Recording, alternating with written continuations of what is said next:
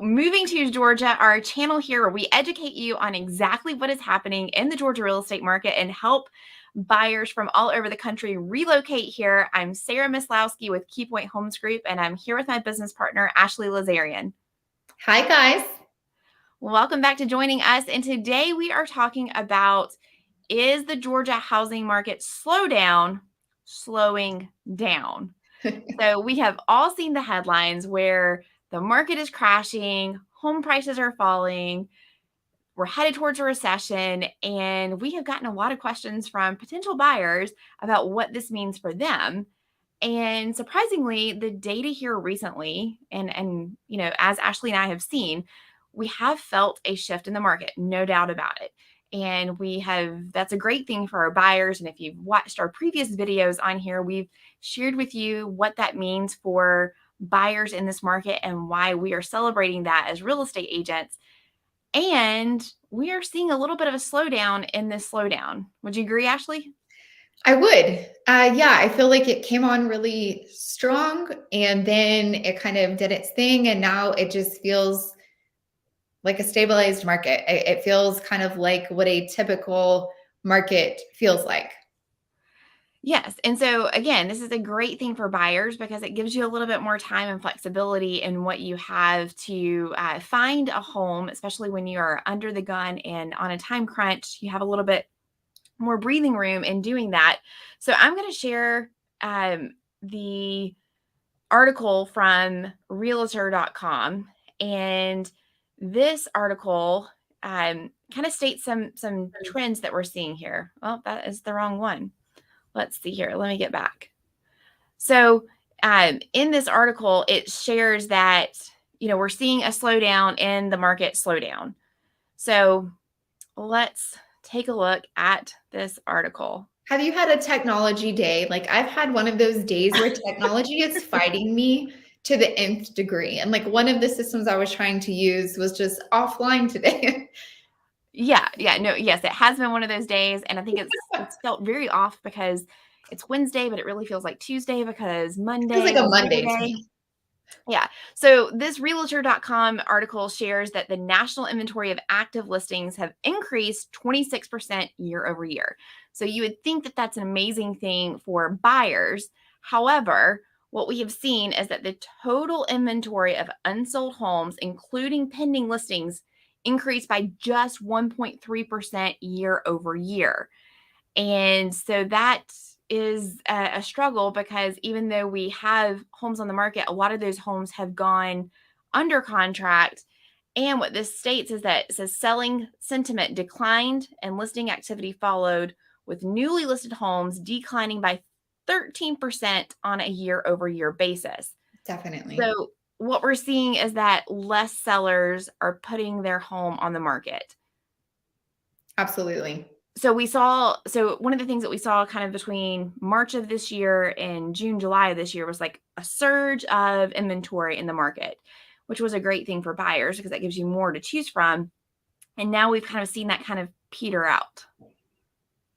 Yeah, it's been interesting because I think a lot of people felt the pressure last year, especially buyers, because you had to get out to see a home as soon as it was listed, or if you were out of state, you didn't even have time to fly in to see it. You had to go ahead and make an offer sight unseen sometimes because there was so much competition. However, we were seeing homes steadily come on the market. Inventory was still very low, but we were seeing homes come. Since March of this year, it has just seemed to go down. Inventory seems to have gone down even further. So the problem is that, yes, it is a better buying time as far as the point of you're going to get to have a home inspection. You're going to get to ask for that appraisal. So you might even get to ask for a little bit of closing costs now. However, there are just few and far between homes to actually get to go out and see. So now that you have the option to see them, there's nothing there. Yeah, there is not. And so, one of the things that the impact of having less houses on the market right now, or having that kind of like slowdown in houses go to the market for buyers means that sellers have less competition trying to sell their house. And so, if you have the expectation maybe that you can go to a $500,000 house and offer $25,000 less and get it under contract, well, that's still not the case because they're still having quite a bit of showings. They're still having activity on that house because they're only one of, let's say, 10 houses for sale in that area versus what we saw even a month ago or 45 days ago where they were one of 30 houses on the Right. market. Yeah. And we're still seeing so many sellers where they're putting their home on the market, but then they end up pulling it back off of the market. Where, I know you and I talked last week, but we've actually had this happen again where we found a home, we looked at it, it looked great, we made a full price offer, and then the seller, very apologetic, but called and said, "I'm really sorry, but the house that I was going to go get actually went under contract, and therefore I don't have anywhere to go, so I'm not going to be leaving." And so they ended up pulling their home off the market. And so it's just a really odd time right now where I think everybody is kind of having to have an education moment. Buyers are having to kind of regather themselves and see that the market, you're not having to overbid and go so far with these, list price plus 100,000. However, you do still have to come in with a really strong offer, sometimes over asking still. And sellers are having to really adjust where they think their home should be listed. Because a lot of times they're looking at what the market was doing this time last year, or even, January, February of this year. And it's just not a comparable market. Yeah, 100%. And so if you are joining us in this live stream, welcome. We're so happy to have you. Make sure that you leave any questions or comments that you have for us below this video. We would love to answer them live in this live stream. And so speaking of list price, I want to share some data from that. So let me get to the right thing here. Percentage of original list price. So this is the market data for all of the greater Atlanta area. So we talked about the National Association of Realtors, what their stats were. And if you look at this, in August of 2022, this year, obviously, home prices sold on average for 100% of their original list price. And if we look directly back into July, that was the exact same stat. So we're kind of seeing a little bit of this flattening out of the market. And if you go back to June, home prices were still selling 101% of list price, to a market high this year of 102.8% of list price back in May. Right. And so I think a lot of people are struggling with the list price, right? But if you look at the fact of like last year, if you look at the list price and then what people were paying over that, that doesn't mean that that house was necessarily worth what the buyer chose to pay for it in a stabilized market. The home was worth that because that's what the buyer chose to pay. They paid over what the appraised value was. And so we are getting back to a more stabilized market where list price is what the home is actually going for. But that doesn't mean that we're losing money. And so, what this whole talk is about, are we seeing the slowdown slow down? I very much say yes, we are. Yeah, and we can see it right here on the new listings that are showing up in the market. So you see that we have in July of 2022, almost 8,700 houses were listed on the market. And then you see that in August, it dropped to 7,837. So we Right. are definitely seeing less listings come on the market, which means less competition, which means that they can still get that 100% list to ask price of what we're seeing. I think another interesting stat is that we get this question all the time is kind of like the average sales price of what we're seeing right now in the market. So if you look, the average sales price for a home in August of this year was $410,000. If you go back to August of last year, that average sales price was $358,000. Right. So we are not going backwards Right. compared to what home prices were selling for last year. Absolutely not. We would have to see home prices drop by $60,000 to Right. get back to that average or that median sales price of what it was last year. And so what we are seeing though is that deceleration of home prices. We're seeing that return to um, a normal home price appreciation of what we typically see. Right. And you and I, Sarah, have talked about it before. We both live in Georgia. And so typical home appreciation, annually here is between, 4 and 6%. And so last year, gaining over 20%, you could argue that we basically gained 4 years worth of equity in 1 year's time. So in order for us to go backwards, we would literally have to lose 20%. And I just don't see that happening. So even if you didn't gain equity, even if you just stay plateaued for the next 2 years, you still are much better off than where you were. And I don't see us staying plateaued. I do still see us going up. Do I see us going up 20%? Lord Jesus, I hope not, because our market, quite frankly, can't sustain that. Yeah, and when you think about the alternative of what potential buyers have, they're most buyers, if you're not obviously if you're not buying, you're renting, right? So you have to Right. have somewhere to live. Either you're staying with family or you're renting. What we do know is that rental prices are astronomically crazy, and those continue to rise Yes. at a pace that is, I want to say it's unsustainable, but they've never really gone down. So we know that Right. that is a cost that will guaranteed go up. Whereas once you lock your mortgage in, that mortgage is locked into that payment. You have that fixed amount of cost that you're paying every single month, unless you refinance. And then typically, if you refinance, your payment then is going to be lower.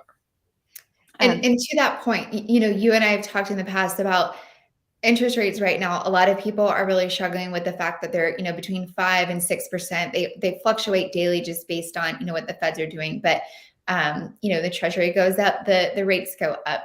But you can pay a 5% interest rate to the lender to eventually own your home, or you can pay 100% interest rate to, your landlord and never own your home. The mathematics, 5% sounds really great to me compared to 100% to someone else. And so, I know a couple of people have asked about, are we going to see any rentals come on the market? Are we going to see Open Doors, Zillow? Are they going to give anything back? Or are we going to see foreclosures? And I don't see it happening. There's too much money to be made on the rental side for some of these larger investors. yeah, and so speaking of investors, Tim has a really great question for us. He says, with the housing market cooling, do you think that institutional investors will consider releasing or selling some of the homes that they have in their rental inventory? What could happen that would encourage them to sell some? Hey, Tim. So it's funny. I was actually talking to Tim this afternoon. So I'm so happy he's tuning in. Um, I personally do not see them putting anything back on the market. I do think that, we might see a couple of things here and there. Unfortunately, with inventory so low, it's going to get eaten up by the market very quickly.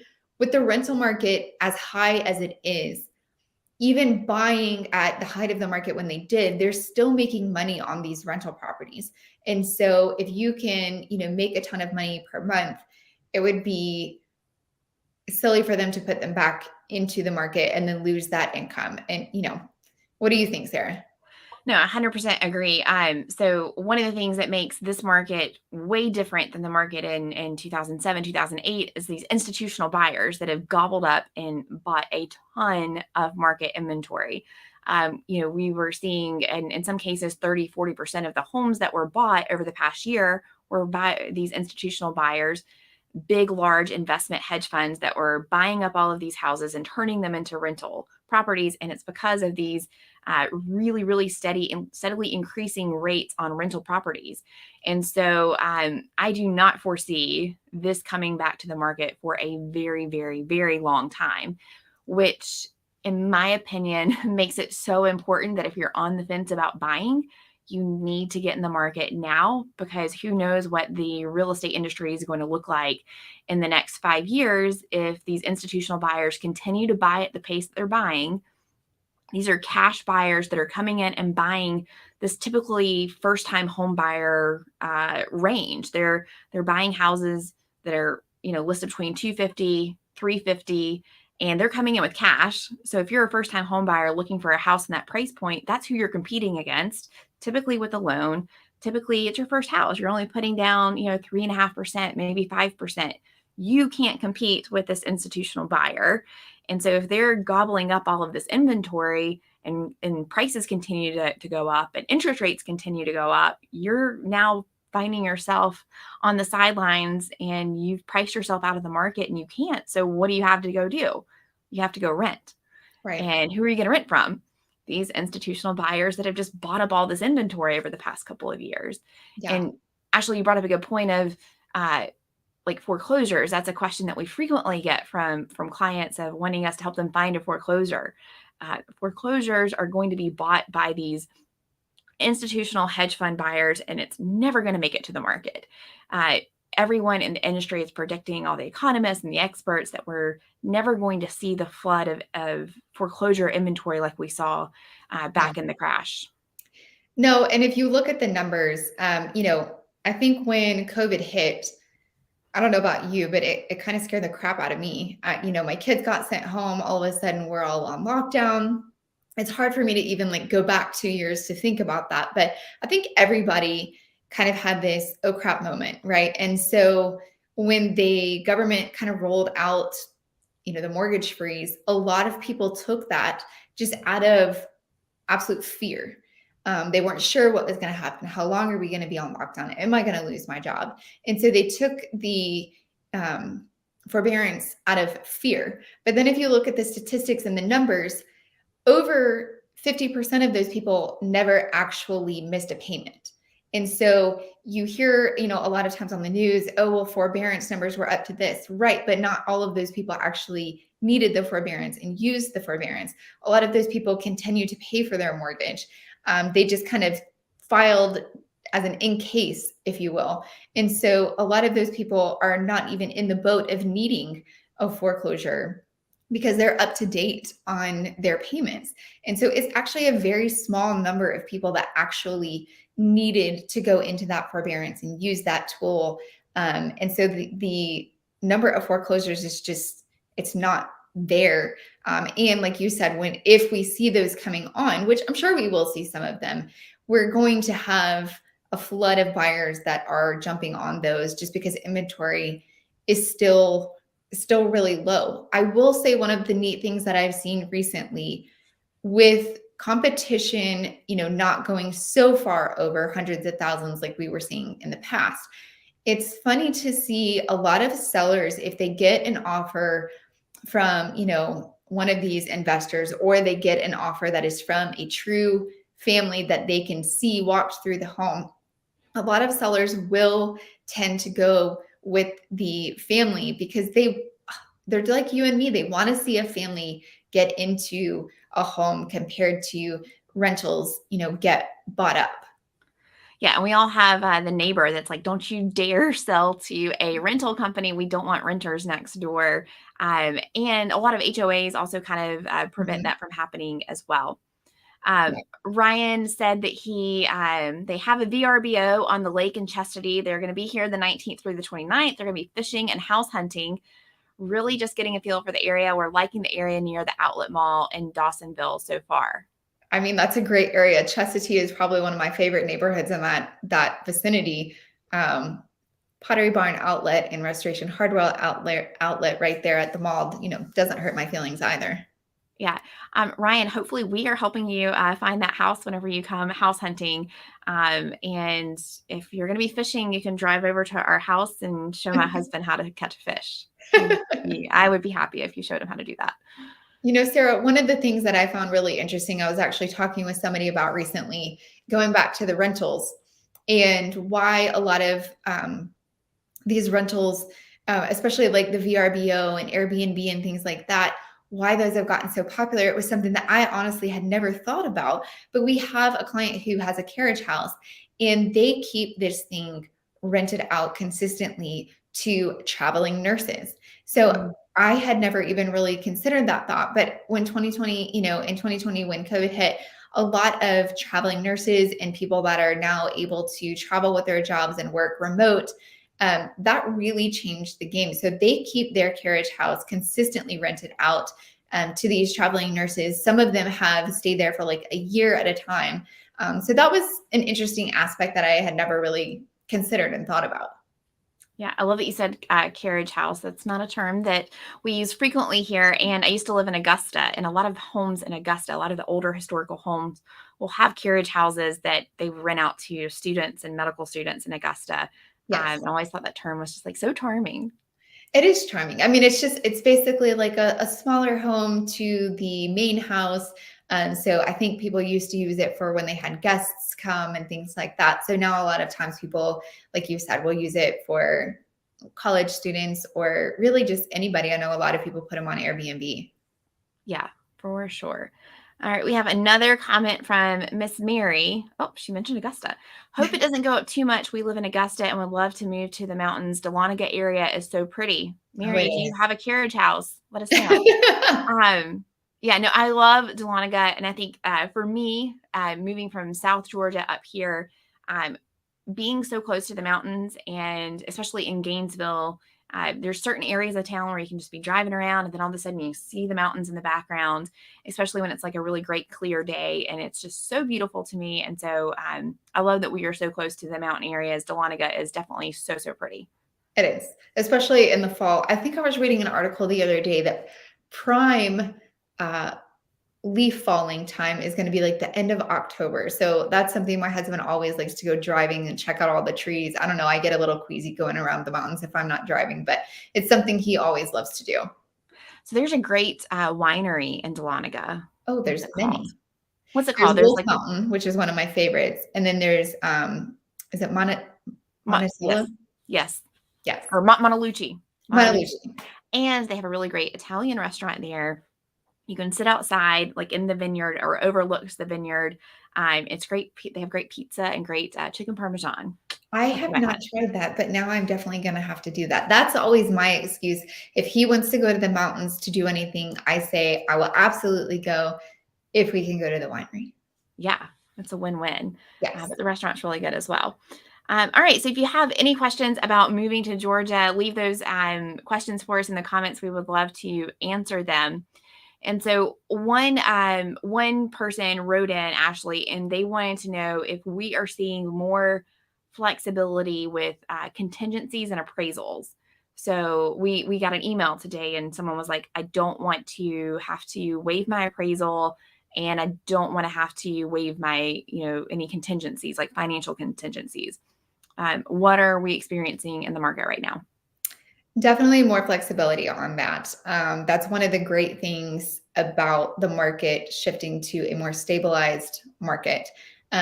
We are seeing, I can say that pretty much every contract that I've written over the last 45 days, we have been able to get a solid contract as far as we're getting at least 5 to 7 days for an inspection.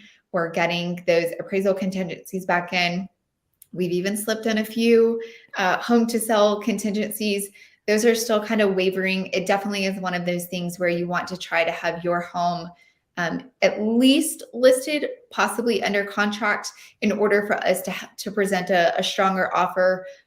Or sometimes what we've seen is a buyer may say, I know that I have this contingency, so I'm going to offer, $5,000 over the asking price, or I may do a shorter due diligence time period, something to offset having that, contingency there for their home to sell, make it more appealing to the seller. Yeah, and one of the things that we are excellent at, if I can toot our own horn, is that whenever you call in and you're thinking about making this move and when you're planning this move, part of that strategy that we go over with you and kind of give you all the options that are available for you, given your situation, and we discuss that with you and talk about the pros and the cons and why you would or why you wouldn't, and kind of feel what you're comfortable with and say, okay, well, this is the best plan of action that we can come up with for you to help get you under contract and meet your goals using the tools that you feel comfortable with. And so, so just know that this is never something that you're trying to figure out on your own. That's part of our consultation and part of our service as being really great agents that are serving you and helping you make sure that you are moving on the time frame that you want and getting into the house that you want. Definitely. And it's one of those things, like you just said, whatever your comfort zone is, we're going to make sure that we have that down and we're never going to push you to go outside of your comfort zone. It's funny. I actually was just talking with an agent in California, Monday, I guess it was. We keep in touch because we have a mutual client. The client is selling in California, moving here. So the agent and I keep in contact regularly because we're trying to make sure that we line up dates. So as they're getting information, from showings, getting more interest in the home. She's been letting me know that. So that way we can make sure that we're kind of matching up showing houses here so that hopefully as they get under contract in California, we're able to line up the closings so that they're not really homeless for any amount of time. They're moving straight from one home to the other. Yeah, that's awesome. Let's see. Ryan said that he is working with Amos. That's a great agent on our team. So we're excited for that. And you'll help my hubby learn his new sonar equipment sometime. Yes, yes, he needs help. I told you, I think we talked about this last time. He watches all the YouTube videos on how to use the sonar, and yet we still have no fish. It's tough. We were out there on the lake this weekend. It's funny, it's Labor Day weekend, and I expected it to be completely overrun. The weather wasn't exactly the greatest, although I did get a little bit of sun. But it was really quiet. There wasn't a ton of people on the lake this weekend. Were you guys out there? We were not.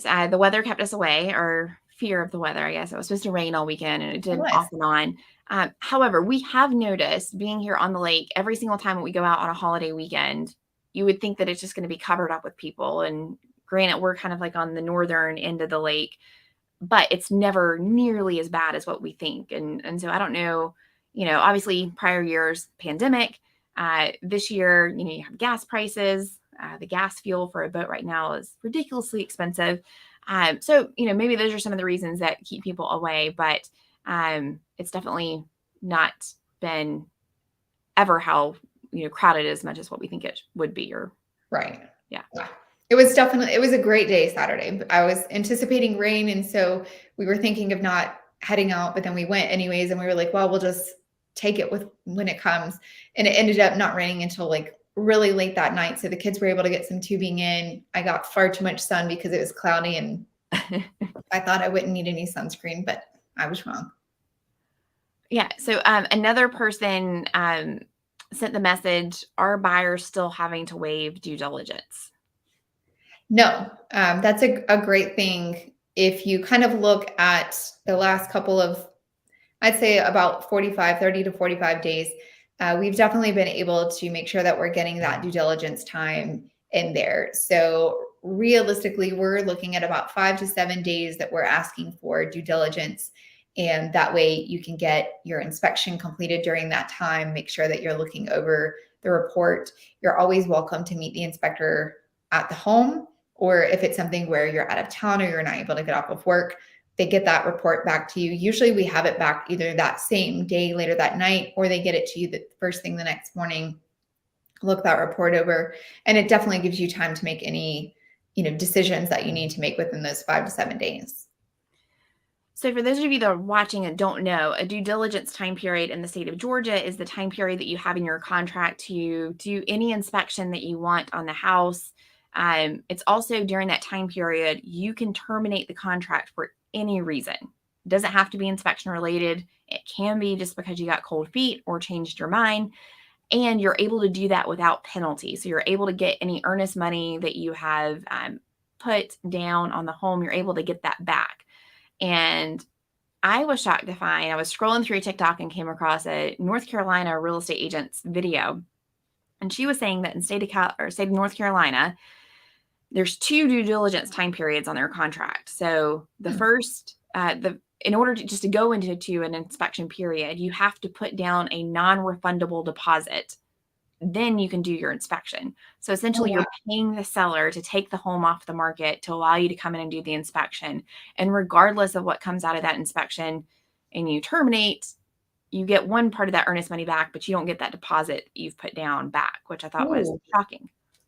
Yeah, that's a hard pill to swallow because the whole point of the due diligence, and in my opinion, especially working here in Georgia for 17 years, is to have that good faith of making sure everything is sound with the home and there's nothing that I'm going to uncover that maybe maybe you just didn't know about it. It's not that you're hiding it, you just didn't know about it. But that would be a hard pill to swallow, losing, any type of, I'm assuming it's probably a couple $1,000s at least. Yeah, so I don't know what the typical norm is. We'd have to speak to a North Carolina agent, but in this Yeah. video, she said she terminated on a contract and she was explaining that she lost $2,000 that she put down for that due diligence fee. Yeah. And then obviously her inspections as well. So yeah, I thought that was very crazy. But I guess if you're the seller, it's a Right. beneficial side on the selling part because you are taking your home off the market. You're saying we're not accepting any other contracts. Come in and take a look and, tear my house apart with inspections and, hit me with what you want me to do. So at least they're still getting compensated, I guess, for their time that they're taking it off the market. I mean, that's true. And I guess I can see both sides. You just made a great point. The inspection is one of those things that once you pay for that inspection, you don't get that money back. And so even though you have the, inspection period and you could get your earnest money back, the inspection money is something that you pay directly to the inspector, the inspection company, and that money is not returned to you. Yeah, yeah, for sure. Tim asked, what areas in the Atlanta metro seem to be the best right now for first-time home buyers finding a single-family home? Any great secret spots? That's a good one. I wouldn't say there's really any secret spots, so to speak. Um, we obviously see when you're close to the city of Atlanta, homes are more expensive. Certain pockets like Alpharetta, Milton, anything like that are going to be a little bit higher in price. So sometimes when you're going a little bit more to the suburbs, or definitely when you're going to more rural areas, home prices do get a little bit more affordable. So we just did a video on Dawsonville, and we are seeing that this is kind of becoming a hotspot destination. Mhm. So home prices are rising there, but I think that's still a good area to get in now. And you're going to see really great appreciation for years to come. I know that um, Commerce and Winder and I was going to some say of those Jefferson areas, is you can one. find a little bit more affordability or you get more for your money. Even the Gainesville area still has some really great pockets where you can find some really great houses. Pendergrass is an area that's in between Brazelton and Gainesville, and that area is really growing with new construction homes and developments going in there. Not a whole lot of grocery stores and stuff like that out there yet, but give it 5-10 years and you're probably going to be very, very happy that you bought in that area. I was going to say, I think it's coming, especially Jefferson is one that, you know, 10 years ago, Jefferson was just an itty bitty place. And now we have a lot of people that are talking about Jefferson. They've got great schools. They've got an absolutely adorable little downtown area. And they're doing a lot of growth. So I think, like you said, Pendergrass, Jefferson, those areas, I think we're going to see substantial growth there. Yeah. Dinashari, hope I got that right, asked, with the Georgia housing market cooling, will there be less houses in the inventory? And yes, at the top of this video, we covered just that. And so it'll be up on YouTube soon after we end this live stream. But yeah, we showed that the housing inventory here, we had a peak and then it's kind of falling back down again as sellers are also kind of getting cold feet. They're experiencing those high interest rates. They're experiencing that fear of, oh no, if I sell my house, where am I going to go? And how much am I going to have to pay? And so we're seeing those sellers pull back from the market and seeing less inventory. Yep. Alex asked, how much income do you need and for what mortgage? That's a good one. Honestly, that's kind of one of the first things that we talk about when we connect. And so it really depends on so many different factors. And so I know, Sarah, when we take a call with a new client that's thinking about making a move, whether they currently live in Georgia or they're coming from out of state, out of country, that's one of the things that we talk about is, do you have a lender or are you paying cash? What are you looking at as far as your comfort zone for pricing? And a lot of people don't really know what price point they want to be at. They know what's comfortable for them to pay on their monthly payment because maybe you've been living in an apartment or in a rental and you've been paying the same thing for a while and you know that number is comfortable to you. So my first suggestion after talking with us is I connect you, or Sarah will connect you, any of the agents on our team will connect you with one of the lenders that we work very closely with. We've vetted these lenders. We trust these lenders. They're going to be looking out for your best interest. And then they're going to be connecting with us to kind of give us guidance of, okay, after we talk with Alex, this is kind of where the comfort zone is, and this is where you guys should be shopping as far as a price point.